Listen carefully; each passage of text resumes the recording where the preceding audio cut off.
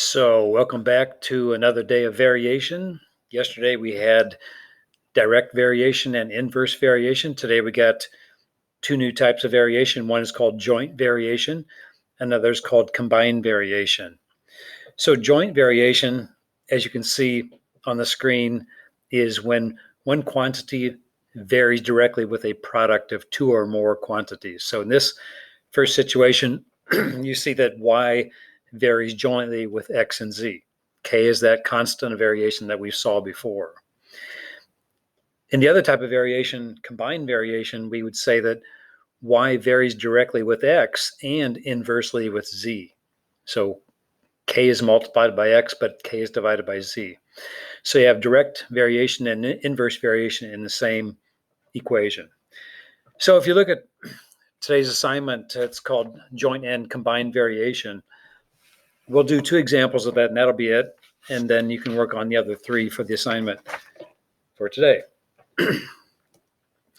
So let's take a look at number 2 first. So we'll read it together. It says a pennant flag that is 2 inches high with a base of 1.5 inches has an area of 1.5 square inches. The area of a triangle varies jointly with the base and the height. Find the area of a flag whose base measures 2 inches and height 2.5 inches. So this time we'll make up variable names for the quantities that change. So we'll say that h is the height of the pennant.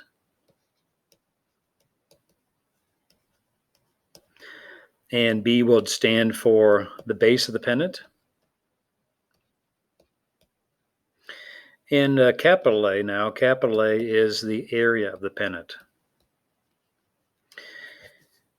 Okay, so the problem says that the area varies jointly with the base and the height. So our equation would be A, capital A, equals our constant of variation times the base and the height.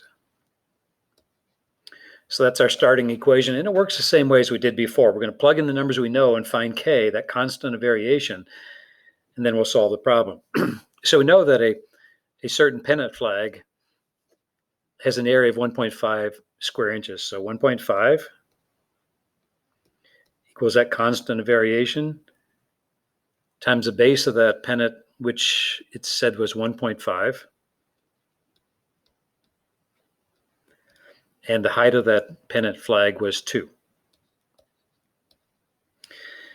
And so if we do the math on that, and I won't go through all those steps, but you have a calculator, you're going to solve for K is actually 1/2 or 0.5 if you like. Okay, put that back in the equation you started with. So we have area equals the 1/2, which was that K, times the base times height, which you would recognize as the area of a triangle. Okay, now let's answer the question they want. It says find the area of a flag whose base is 2 inches and whose height is 2.5 inches. So area is 1/2 times the base of that flag, which they said was 2, and then the height, which is 2.5. So it turns out that the area of that flag is 2.5. And of course, we want units, and we're talking about an area, and so we have to have square inches. So it's written like that, but it's pronounced square inches. So there's your number 2, an example of joint variation. Okay, our last example today is to back up at number 1. So again, we'll read that together. It says, Secaucus Stadium has a seating capacity of 25,000 spectators. The stadium has 25 exits and can be vacated in 20 minutes. The time to exit the stadium varies directly with the number of spectators and inversely with the number of exits. So you see that it's a combined variation. Determine the time taken for 21,000 spectators to vacate the stadium if only 15 exits are functional. So it says the time to exit the stadium varies directly with the number of spectators. So that would make sense that the more spectators you have, then the more time it would take to vacate the stadium. So that's a direct variation. But the time to vacate varies inversely with the number of exits. So that makes sense also that the more exits you have, the less time that it would take to vacate the stadium. So let's define the variables for this problem. So I'm going to say that S is equal to the number of spectators.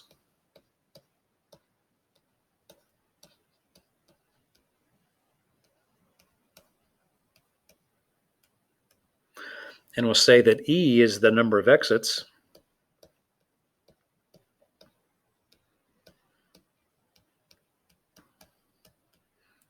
And we'll say that M is the number of minutes. You could use time if you want T or whatever, but I'll use it. M is the number of minutes.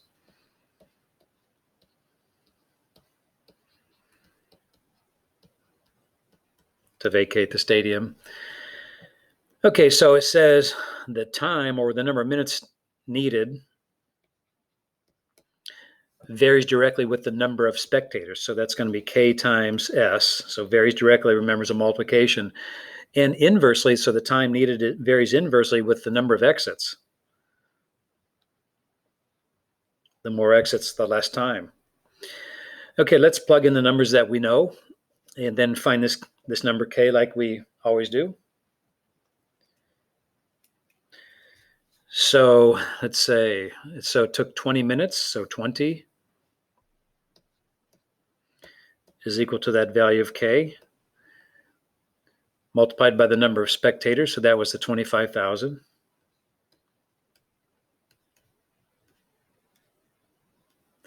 And divided by the number of exits, that was 25. And so if we do the math on that, solve for K, you know how to do that. It's just algebra.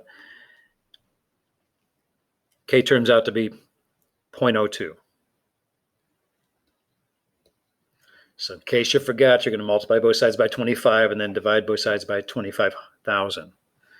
That'll give you K's 0.02. Okay, now the question is determine the time needed if you have 21,000 spectators at your event there, but you only have 15 exits available. So take that formula that we just came up with, that combined variation formula, and so the number of minutes equals our 0.02 we just found times the number of spectators. Now we have 21,000 divided by the number of exits, which we only have this time 15. And go ahead and take out your calculator and calculate that. That's the number of minutes, is 28 minutes. Don't forget your label.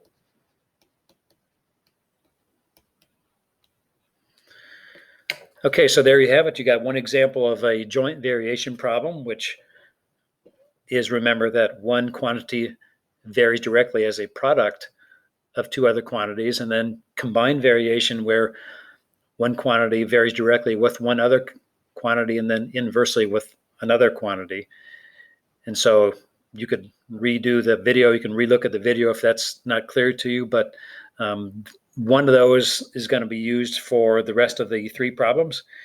And you decide which one you want to use for each problem. And you only got 3 more to go for today. So enjoy.